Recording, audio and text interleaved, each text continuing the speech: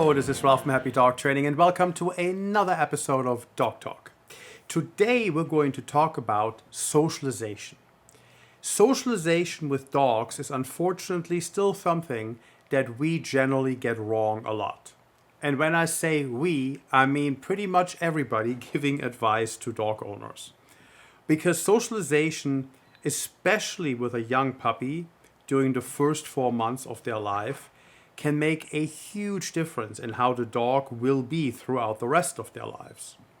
If a dog, a young puppy up to 4 months, has a lot of great encounters with people, with other dogs, gets to get familiar with cars and bikes and bicycles, motorcycles, skateboards, trash trucks, thunder, lightning, fireworks, what you have, you name it, right? Anything you can think of, and has good experience with it, with these events and encounters, because somebody is guiding the puppy through, helping the puppy recover when there is a little uncertainty around something, just helps the dog be comfortable and explore and experience while they're curious during this very critical developmental period. So if we do these things correctly and we take the dog out a lot and we have safe experiences, we're going to have a much healthier, mentally healthier dog on our hands for the rest of their lives. If we, on the other hand, go and lock that puppy up until all the shots are complete or whatever other restrictions may be imposed, then we're missing out on a very critical developmental period with a young dog for which there really isn't a redo. We are now discovering that we may be able at some point in the future to maybe reopen that critical period through the use of psilocybin and MDMA with medicinal psychedelic mushrooms.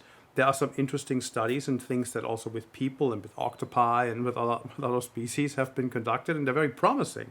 But as of this stage today, we can't reopen the critical period. So we really need to focus on doing this right the first time, because there really isn't a redo later. Now, when the dog's older, or you rescue a dog that's older, we can do some things for socialization, and I'll get to those, but it's not the same. I cannot undo the damage that was done up to 4 months of age with a young puppy at a later stage in life. It's very difficult to get back, or it's usually impossible to get back to the same baseline and then build up from there, because it's just no longer possible.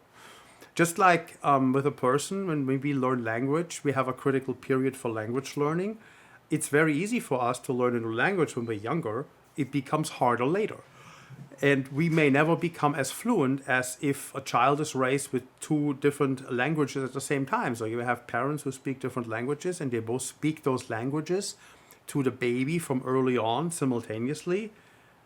It's never going to be the same, even if the kid later goes and learns other languages. You will never be as fluent as you would otherwise become. Or let's say it's unlikely, there's exceptions, but it's unlikely for most people. So the norm is we need to take advantage of these critical development periods, and with socialization, we can prevent fear-based behaviors, fear-based aggression later down the line to a large extent. Never completely, nothing's 100% really, but it improves our odds drastically if our dog has really good social experiences early on in life. Now you may think, well, Ralph, hold on a second, my dog's shots aren't complete, so if I take my puppy out, it's going to get parvo and die. That doesn't help. Well, yes, your dog's shots are not complete. They're not going to be complete until 4 or 5 months of age, that's correct. And your veterinarian will tell you to don't take the dog out until the shots are complete. And their advice comes from a really good place. They have the best of intentions, because veterinarians do see dogs die of parvo, puppies. And it's horrible. That's not something you want.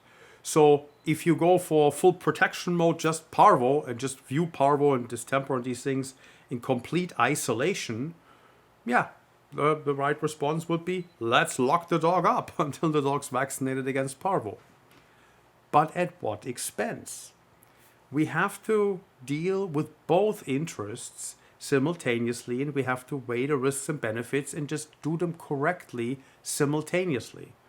When I say take the dog out in the early stages, I don't mean take the dog to a public dog park.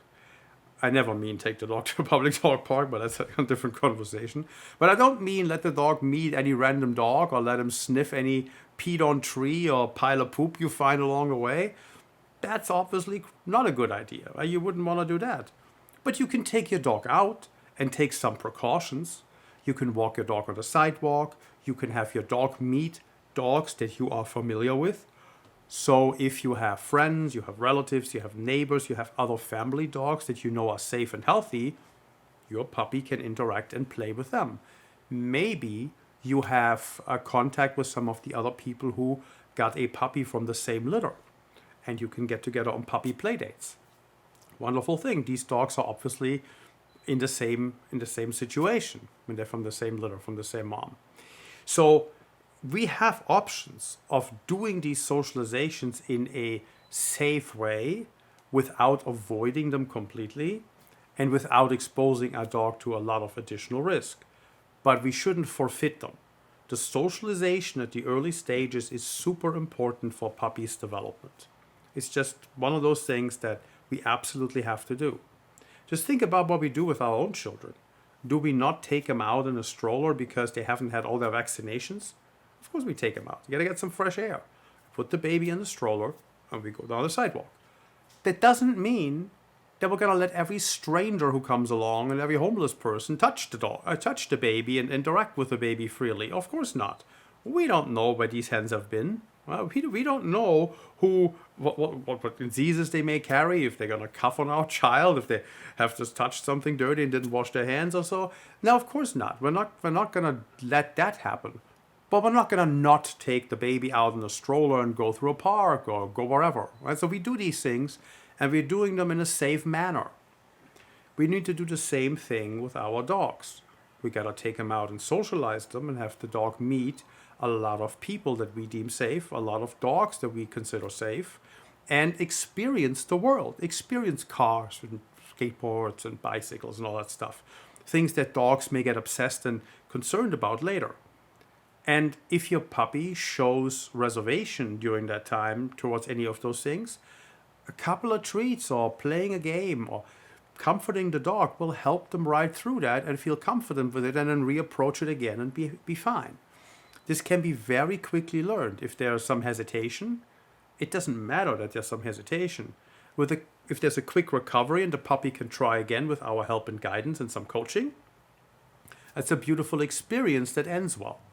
So take socialization very seriously when you have a young puppy, because there is no redo. And especially, you can get young puppies at shelters, obviously. You can get them from rescue groups or you can get them from a breeder. So it doesn't really matter where the puppy comes from. It's just if you get a young puppy, don't waste the time that you have up to like really 4 months is this critical period. And realistically for you, it's going to be like 8 weeks, right? You got to get the puppy at 7-8 weeks, something like that. And then you have another 8 weeks before you hit the 4 months. So this is a very short period of time. But take advantage of that period of time to make sure that your puppy has a lot of great experiences. Don't waste that. It's a complete waste if you get a puppy and don't do that. You're going to do yourself and your dog a big disservice. So I strongly encourage you to socialize a lot and socialize early and socialize well. So that's puppies, and that's critical development period, and that's early life socialization.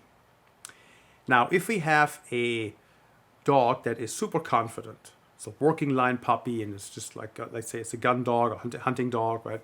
From a breeder that breeds hunting dogs, the puppy basically grew up around gunshots because that's what hunting dog breeders have going on their property. They desensitize dogs to loud bangs and noises, and they have dogs that are generally okay with that also. So genetically, you're not going to have any problems from that perspective, but you still want to keep it up. Right? But if you have that doesn't mean you have to fire guns. I mean, just you want to keep it up with exposure is what I mean.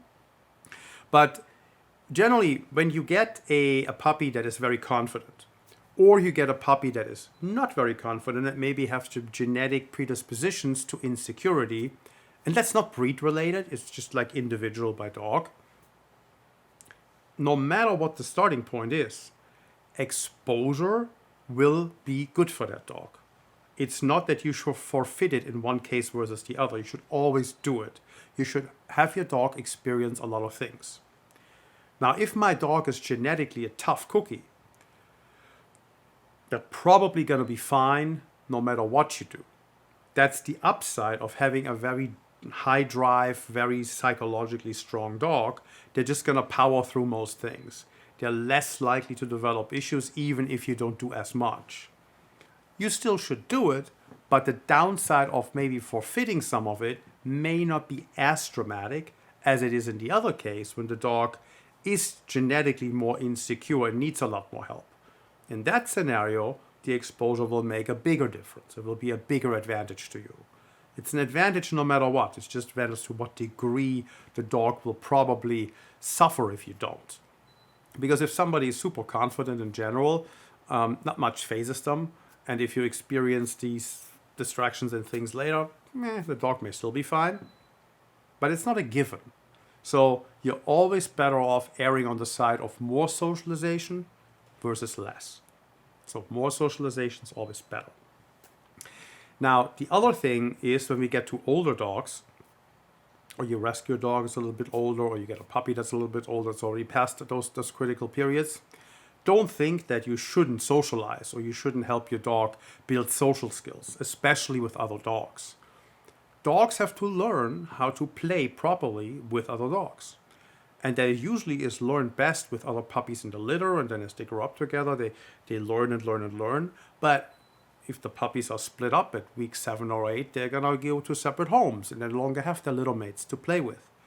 So having other playmates and having other dogs to teach them how to interact properly and teach them how to express boundaries and respect boundaries is super valuable.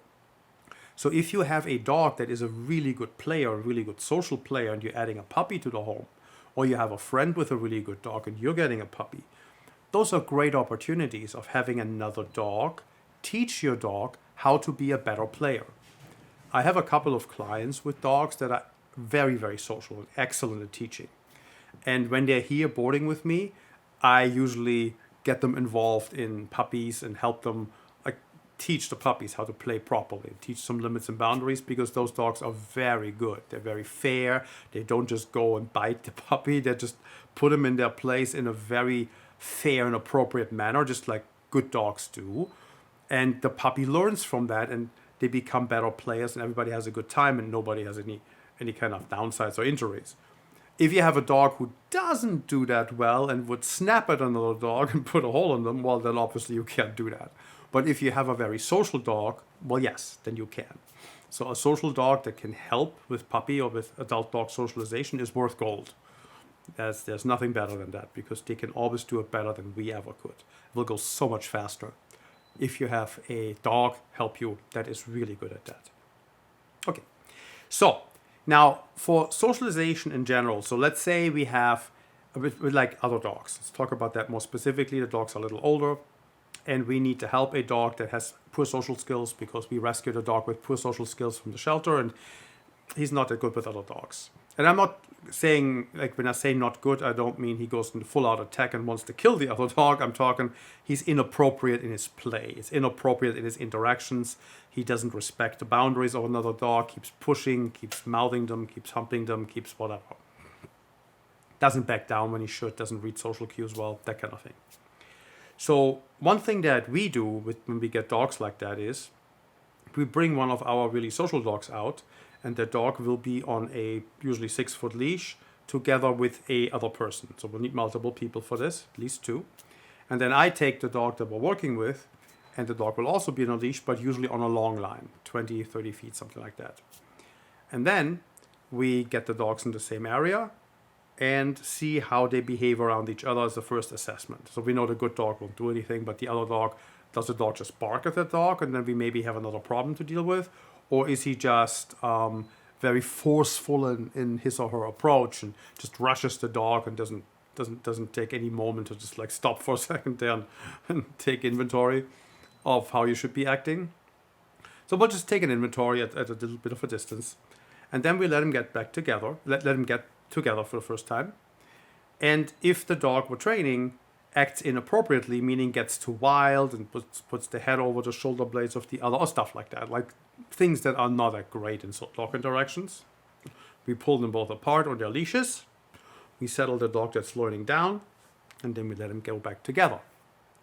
So we'll repeat this process as often and as long as it takes until the dog we're working with understands, well, I took it too far and I can't take it that far. I need to tone it down a little bit.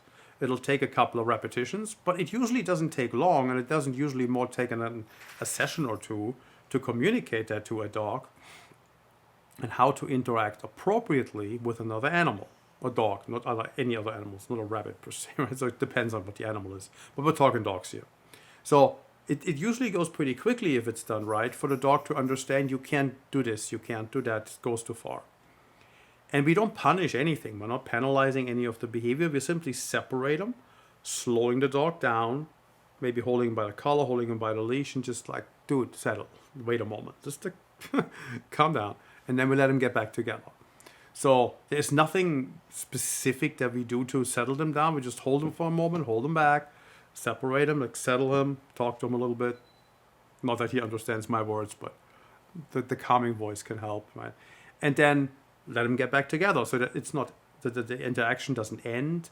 The interaction isn't completely, they're not completely separated and take to different rooms. No, they're just gonna pull apart for like 5-10 feet and settle and get back together. And we'll repeat this process until the dog kind of figures this out. So this is a socialization activity that we do to teach a dog to act more appropriately when they have poor social skills and interaction, which is actually very common. It's not an uncommon thing at all. If none of that's an option for you, there's a couple of other things you can try if they are available to you in your area. There are large field socializations, or also sometimes done as indoor socializations. They are done in the format of what Chad Mackin teaches with his Back to Basics program. This is something I took a good number of years ago. I don't even know how long, 10 years ago, maybe even something like that. It's been a while. And we used to do these socializations when we had a place and had helpers. It was also quite a big back. It was like a couple of years before the pandemic. But I no longer do this. I no longer have a place. I no longer have anybody to do it with, which is fine. I'm doing other things now. But it was at the time when we did it, it was wonderful to see how other dogs were able to help dogs in group settings if they're just orchestrated correctly.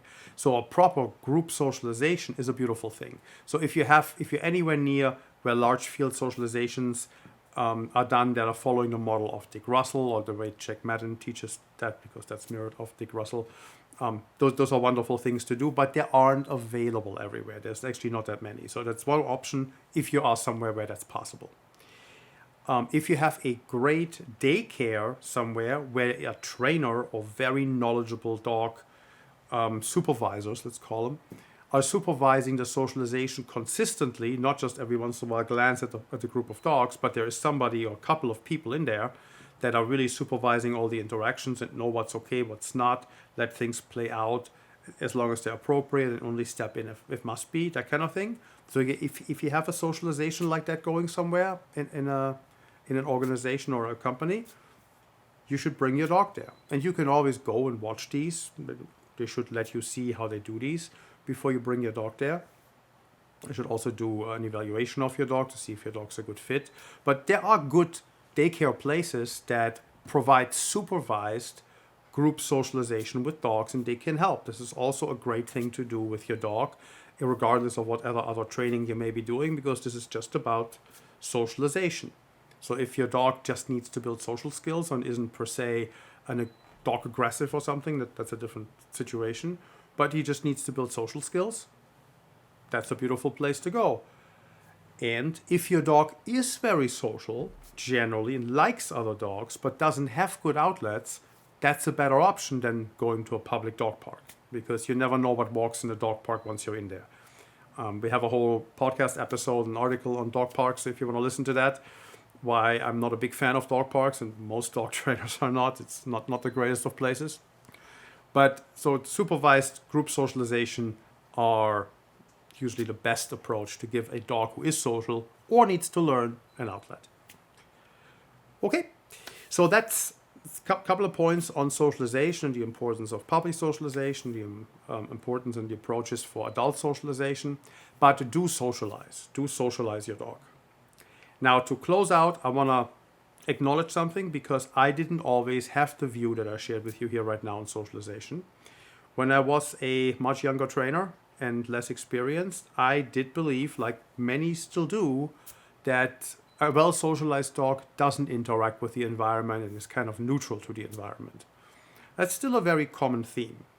And a long time ago, I believed that myself. I left that nonsense behind because it's just pretty silly. If I think of it now and I look back at my thoughts back then on this, I can't even believe I was holding this view, because it really doesn't make a whole lot of sense. But hey, you live, you learn.